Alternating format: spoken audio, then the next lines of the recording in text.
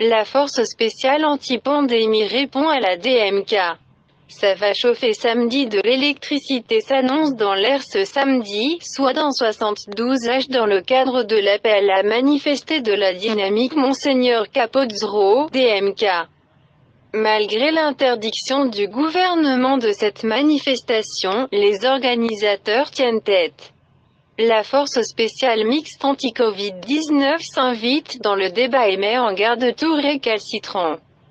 La DMK qui réaffirme sa volonté de poursuivre le combat jusqu'à la libération nationale, appelle les populations togolaises à rester mobilisées et ne point céder à la peur. Vox Populi, Vox Dei. La volonté du peuple souverain doit triompher, ont déclaré les leaders de la DMK juste après le courrier du ministre Payado Vabukpesi. L'administration territoriale a parlé et place à la sécurité de mettre en exécution ce qui a été décidé.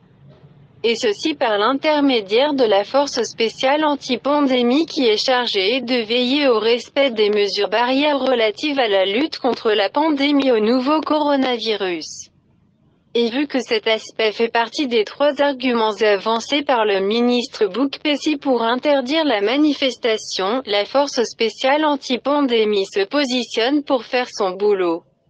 Au regard de l'appel à manifester de la dynamique Monseigneur Capozzro non autorisée, la force rappelle qu'en cette période d'état d'urgence, tout rassemblement de plus de 15 personnes est interdit sur l'ensemble du territoire national sous réserve d'une autorisation expresse, écrit mercredi le colonel Kojo Amana dans un communiqué.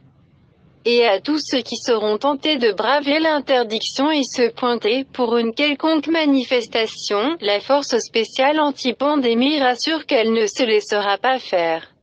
En conséquence, le commandant de la force réaffirme la détermination de la force spéciale anti-pandémie à faire respecter toutes les mesures de riposte à la pandémie et n'hésitera pas à sévir contre les contrevenants, précise le colonel Kojo Amana. En rappel, le ministre Boukpesi avait interdit l'appel à manifester de la DMK pour 2 autres raisons également, toutes relatives au non-respect des dispositions de la loi sur les manifestations publiques.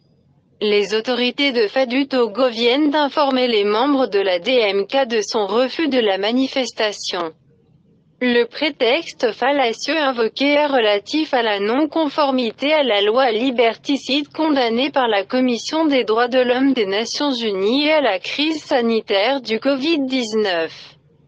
La DMK condamne avec la plus grande vigueur ces atteintes successives à la constitution togolaise relativement au droit de manifester, indique le communiqué de presse de la DMK.